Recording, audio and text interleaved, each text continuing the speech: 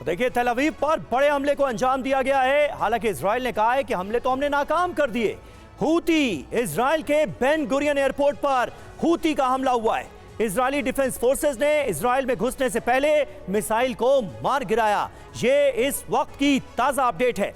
खास बात यह है कि फिलिस्तीन 2 नाम की हाइपरसोनिक मिसाइल से ये अटैक अंजाम दिया गया है हूती रिबल्स की तरफ से।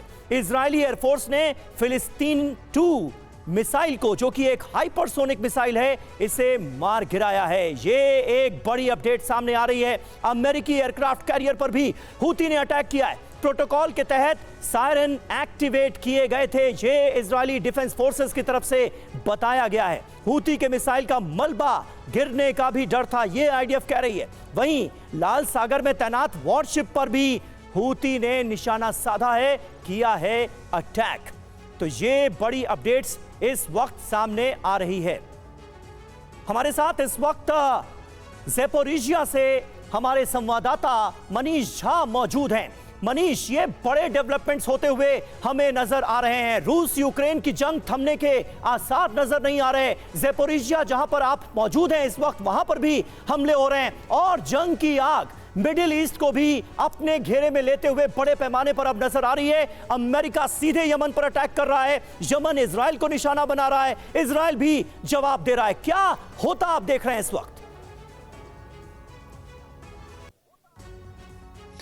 बिल्कुल, देखिए, रूस यूक्रेन युद्ध क्षेत्र का मिडिल ईस्ट के साथ सीधा सीधा कनेक्शन है और यही वजह थी राष्ट्रपति पुतिन और राष्ट्रपति ट्रंप के बीच बातचीत में दोनों ही जो वॉर जोन है उसको लेकर चर्चा हुई थी। और देखिए, सीधी सी बात है, अब तक रूस हूती को के प्रति सहानुभूति रखता आया है।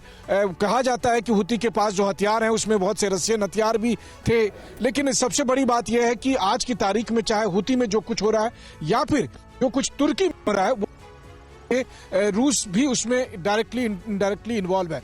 अब असली बात यह है कि आने वाले समय में हो सकता है कि रूस और अमेरिका के बीच मिडिल ईस्ट का जो कॉन्फ्लिक्ट है वो तकरार का कहीं एक कारण न बन जाए। वो इसलिए क्योंकि अगर हमास और हूती से आगे बढ़कर इजराइल और अमेरिका ईरान पर हमला करता है तो रूस के सामने ये यक्ष प्रश्न होगा कि वो ईरान का साथ देता है कि नहीं, क्योंकि ये वही ईरान है जिसने 3 साल से लगातार युद्ध के दरमियान रूस का साथ दिया है। वहीं दूसरी तरफ अगर आप देखें तो जो घटना सीरिया में घटी थी, जिसके पीछे तुर्की एक कारक माना जाता था, आज तुर्की में वही हो रहा है। यानी कि वो कहते हैं ना कि जब आप गड्ढा खोदते हैं दूसरे के लिए तो फिर आप भी उस गड्ढे में गिर सकते हैं।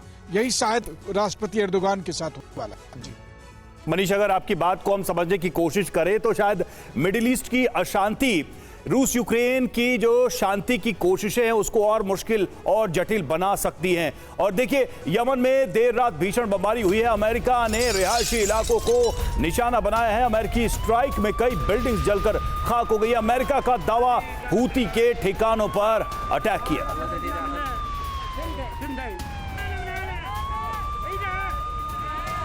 तस्वीरें हम आपको दिखा रहे हैं उसी हमले की अमेरिका की तरफ से। अब देखिए किस तरह से डायरेक्ट ये टारगेट किया जा रहा है। अमेरिका ये दावा कर रहा है कि हूती के ठिकानों को हमने निशाना बनाया है। और उसके बाद यमन के सना में जो बमबारी की गई, वहां कैसी तस्वीरें निकलकर सामने आई, ये भी देखिए।